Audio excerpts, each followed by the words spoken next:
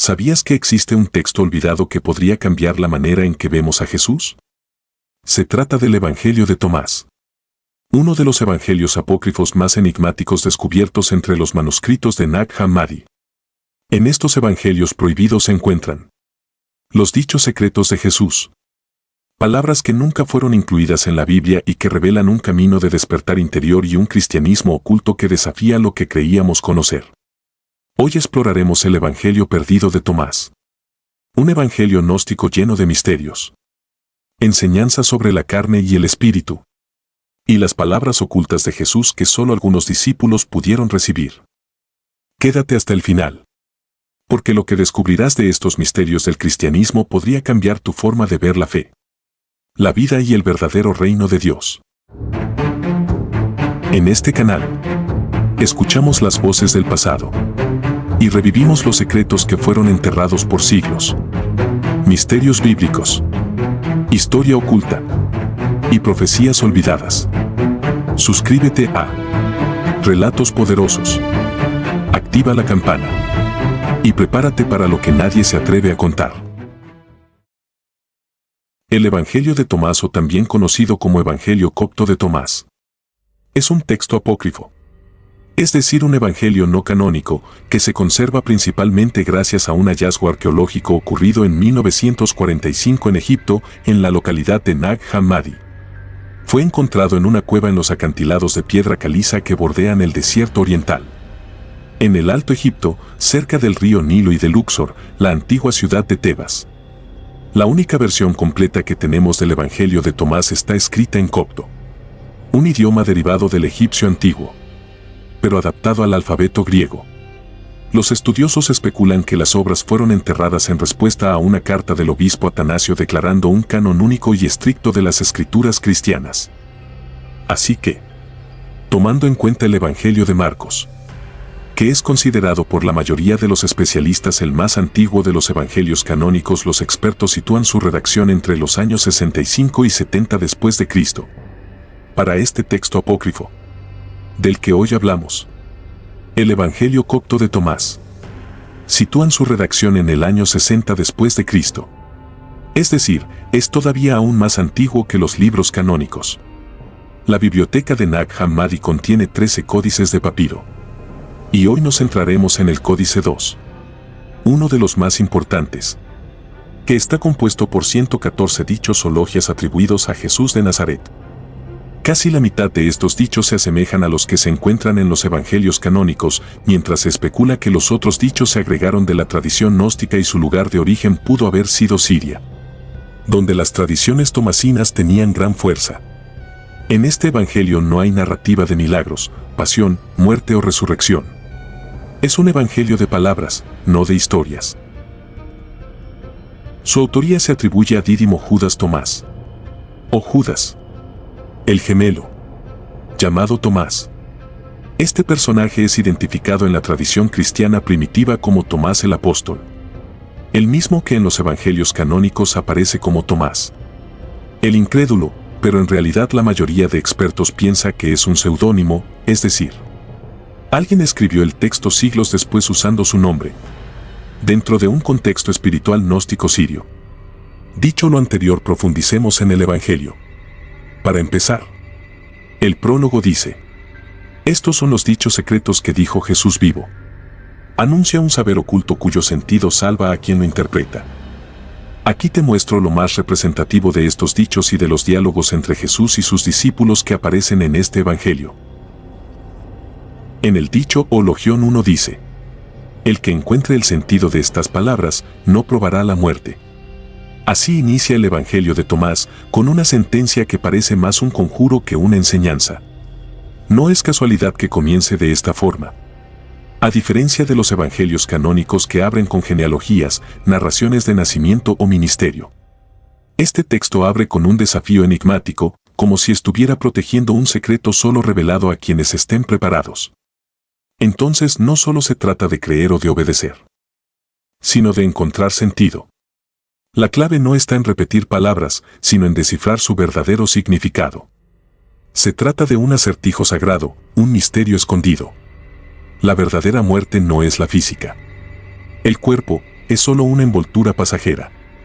La muerte real es vivir en la ignorancia, atrapados en la ilusión del mundo material, sin haber despertado al conocimiento de lo divino que habita dentro de nosotros. Así, ¿quién logra comprender estas palabras? No con la mente superficial, sino con el espíritu. Atraviesa un umbral. Se libera de la condena de la muerte espiritual y entra en la vida eterna, aún estando vivo. Curiosamente, este misterio resuena con frases de Jesús en los evangelios canónicos, como en Juan 8:51, que dice: «De cierto os digo, que el que guarda mi palabra, nunca verá la muerte». ¿Coincidencia? ¿O una clave oculta que une lo prohibido con lo aceptado? Logión 3. Dice: «El reino está dentro de vosotros y fuera de vosotros». Esto fue cuando sus discípulos le dijeron: «Señor, ¿dónde está el reino?». Jesús les dijo: «El reino está dentro de vosotros y está fuera de vosotros. Cuando os conozcáis a vosotros mismos, entonces seréis conocidos. Y sabréis que vosotros sois los hijos del Padre viviente. Pero si no os conocéis, estáis en pobreza, y vosotros sois esa pobreza». Jesús no promete un reino futuro en los cielos, sino una realidad presente y oculta en lo cotidiano. Esto chocaba con la enseñanza oficial canónica que espera un reino al final de los tiempos. Aquí entra el entendimiento de que el conocimiento es lo que salva, así que no basta con creer, hay que comprender, y el prólogo lo deja claro. Quien interprete los dichos, no morirá. La salvación no es por ritos ni por sacrificios, sino por despertar la chispa divina dentro de uno mismo. Logión 10. Dice: «He arrojado fuego sobre el mundo, y lo vigilo hasta que arda». Pero este fuego no es uno que destruya ciudades ni consuma cuerpos. Es un fuego simbólico, un fuego espiritual. El fuego del despertar. Este enigmático dicho nos habla de algo mucho más profundo que una simple metáfora. Jesús no vino a traer paz a lo que estaba adormecido. Vino a encender dentro de cada ser humano una llama interior. Una chispa que lo transforme radicalmente.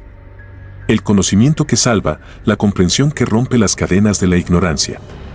Es un fuego que ilumina la mente, que quema las falsas creencias, que destruye lo viejo para dar paso a lo nuevo.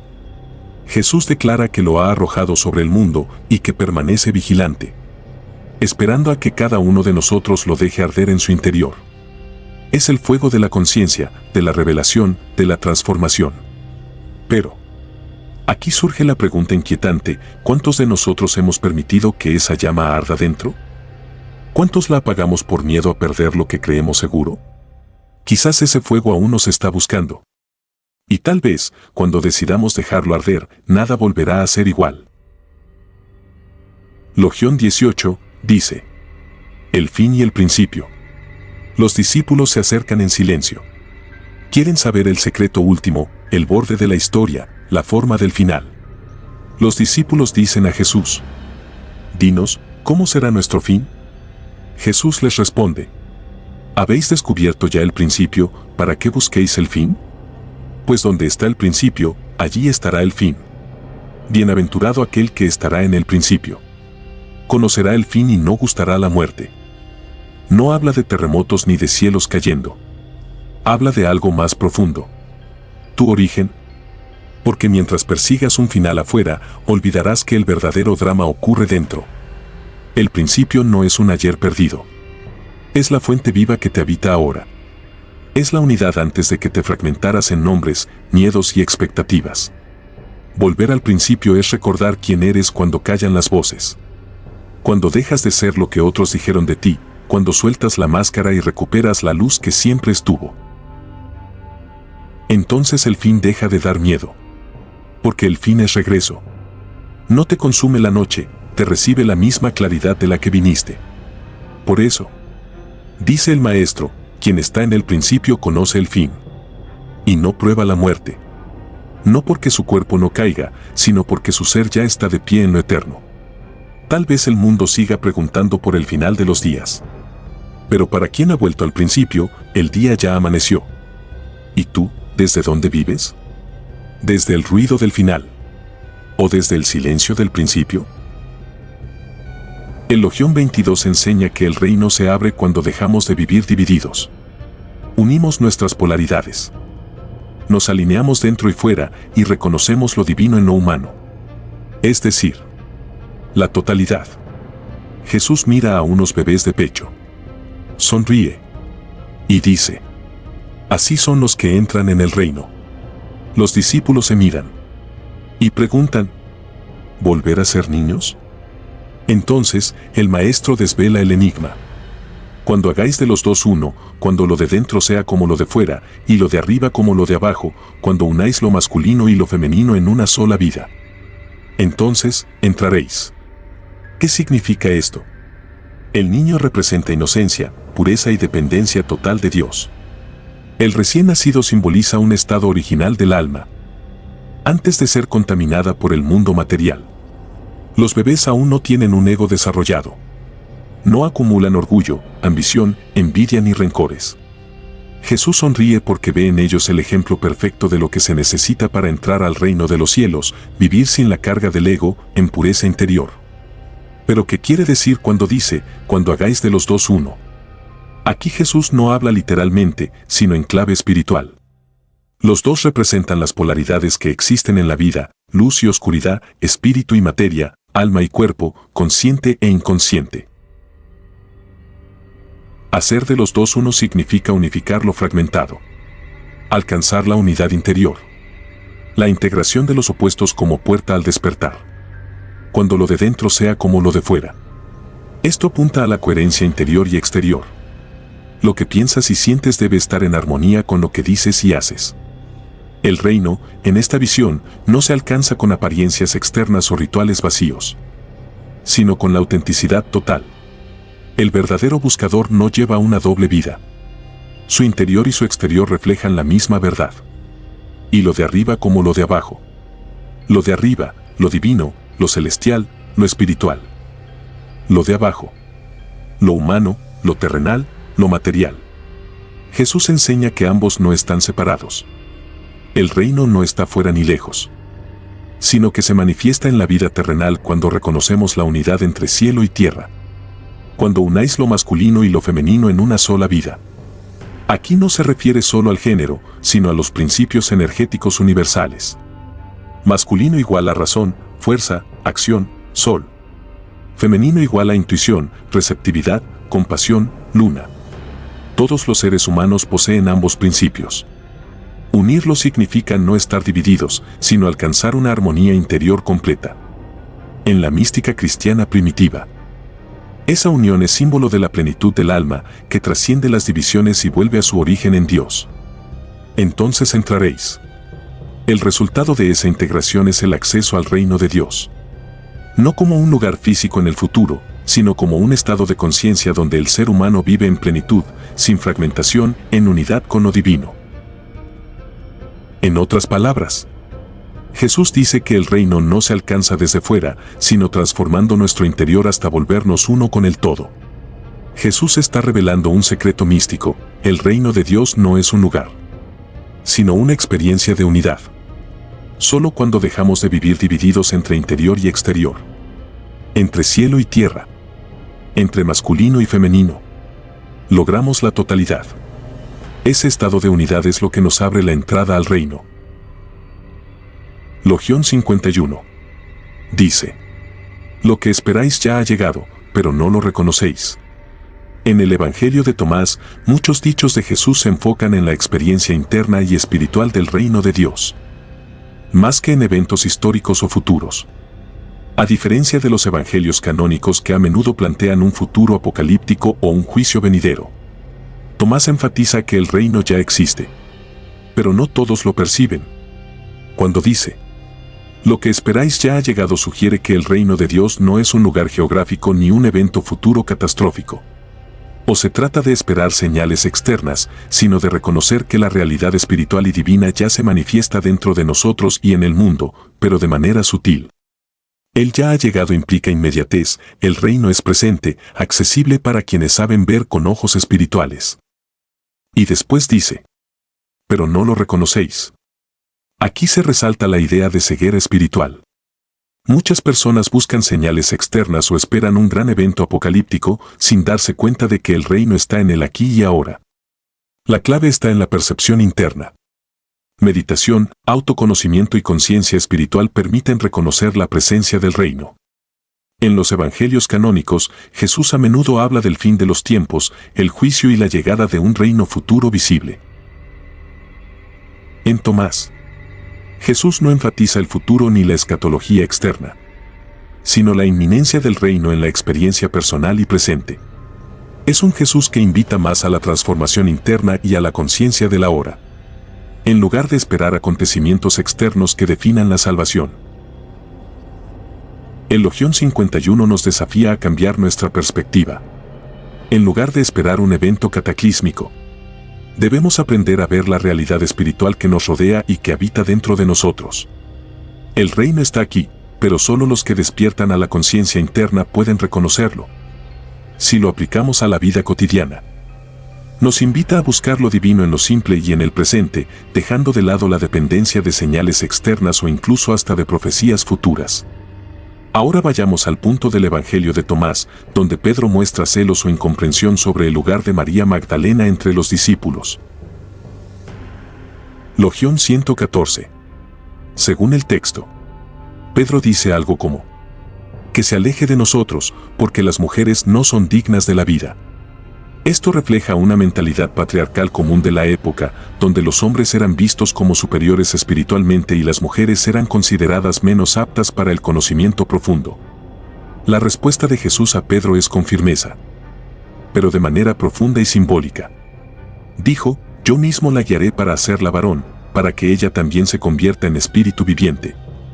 Él defiende a María Magdalena y subraya que el acceso al reino no depende del género físico, sino de la disposición espiritual. De hecho, Jesús indica que ella puede alcanzar la plenitud espiritual, igual que cualquier discípulo masculino. Este momento es crucial porque desafía la jerarquía social y religiosa de la época, mostrando que la transformación espiritual es universal e inclusiva. Pedro representa la vieja mentalidad limitada, que mide la espiritualidad por género o posición social. María Magdalena, guiada por Jesús, representa la posibilidad de trascender esas limitaciones, alcanzando la verdadera transformación espiritual. Jesús, al intervenir, corrige a Pedro y establece un principio fundamental. En el reino de Dios, la plenitud espiritual es independiente del sexo o de la autoridad social. La lección es clara: no debemos juzgar la capacidad espiritual por apariencia externa o género, sino reconocer que todos podemos acceder al reino a través de la transformación interna. El Logión 29 del Evangelio de Tomás es uno de los más enigmáticos y profundos, porque toca directamente el misterio del ¿qué somos realmente?, cuerpo que contiene un espíritu, o espíritu atrapado en un cuerpo. La frase central dice: si la carne llegó a ser por causa del espíritu, es una maravilla. Pero si el espíritu llegó a ser por causa del cuerpo, es una maravilla de maravillas. Ahora lo explico paso a paso. La primera parte: si la carne llegó a ser por causa del espíritu, es una maravilla. Aquí se plantea la idea de que el cuerpo humano o carne existe porque primero existió el espíritu. Es decir, que lo material es simplemente una manifestación de lo espiritual. El espíritu sería lo eterno, lo verdadero, y el cuerpo solo un recipiente o expresión de ese espíritu. Entonces diríamos que el cuerpo es templo del espíritu. Es una maravilla, porque significa que lo físico no es casual, sino un vehículo creado para alojar y expresar el alma. La segunda parte: pero si el espíritu llegó a ser por causa del cuerpo, es una maravilla de maravillas. Aquí está el enigma. ¿Y si lo contrario fuera cierto? Es decir, que el espíritu solo existe porque primero hubo cuerpo. Esto implicaría que lo espiritual es un subproducto de lo material, como si el alma fuera una chispa nacida de la carne. Esto es algo aún más extraño y misterioso. Una maravilla de maravillas, porque rompe la lógica. Lo corruptible dando origen a lo incorruptible, lo finito produciendo lo eterno. El mundo material, carne, cuerpo, suele verse como una prisión o una ilusión. El espíritu es lo divino, lo eterno, la chispa que proviene de Dios. Pero aquí se plantea un dilema. ¿De dónde surge el orden real? ¿Es el cuerpo la prisión del espíritu? ¿O es el espíritu el origen que da sentido al cuerpo?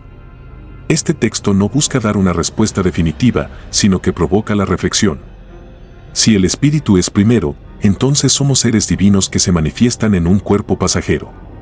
Si el cuerpo es primero, entonces el espíritu sería una chispa oculta que emergió de la materia, algo que contradice la lógica gnóstica, pero abre el misterio del porqué de nuestra existencia. Hay quienes lo interpretan como una especie de paradoja mística. Tanto lo espiritual como lo material están unidos en el ser humano. Y ese misterio es lo que nos convierte en una maravilla de maravillas. En conclusión, este elogio nos dice que el ser humano es un misterio porque une carne y espíritu. Si el cuerpo viene del espíritu, es un milagro. Y si el espíritu surge del cuerpo, es un milagro aún mayor. Sea como sea, nuestra existencia revela un enigma divino, que lo eterno y lo temporal se entrelazan en nosotros. Para finalizar, veamos un punto que es muy interesante, porque genera un misterio dentro del propio Evangelio de Tomás. Cuando el texto menciona que Jesús reveló 3 palabras secretas a Tomás, no dice exactamente cuáles fueron. Simplemente afirma que Jesús le confió algo que no reveló a los demás discípulos, lo cual ha provocado siglos de debate entre estudiosos, teólogos y místicos. Lo que se sabe. En el Elogión 13, Jesús dice a sus discípulos: compárenme y díganme, ¿a quién me parezco? Pedro, Mateo y otros dan respuestas, pero ninguna satisface. Entonces, Jesús toma aparte a Tomás y le revela 3 palabras en secreto. Tomás regresa sonriente.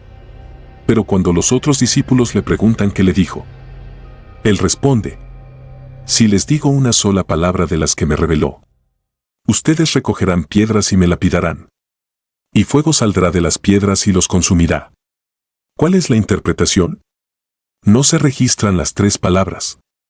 El texto mismo guarda el secreto, acentuando la idea de que el conocimiento más elevado no es para todos, sino solo para los iniciados. Algunas hipótesis de los investigadores sugieren que esas palabras estaban relacionadas con el verdadero origen divino del ser humano, algo que contradecía la enseñanza oficial de la Iglesia naciente.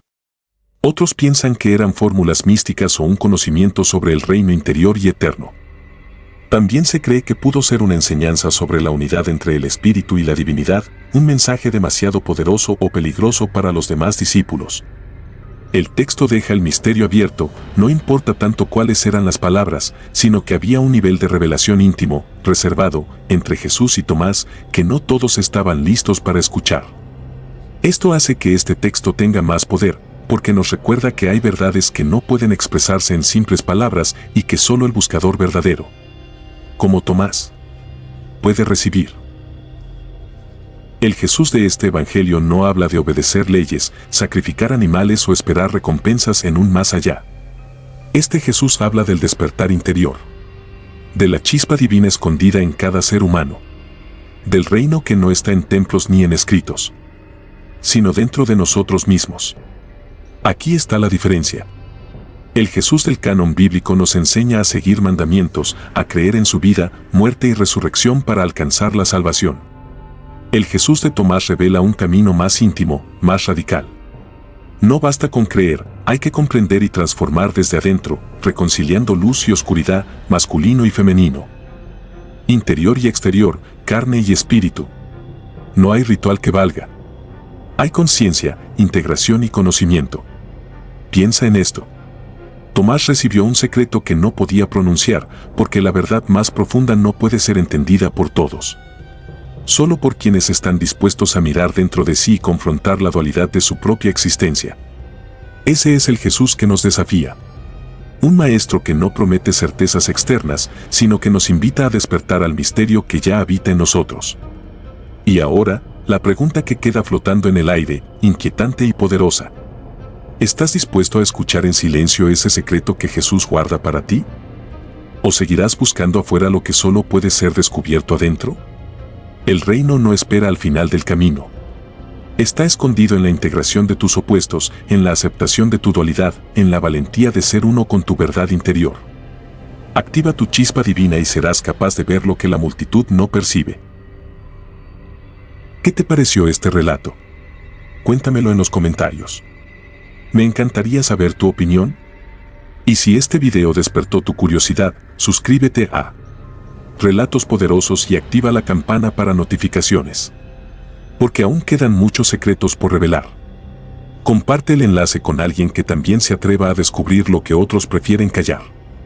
Porque recuerda, las respuestas están ocultas en los relatos que nadie se atreve a contar.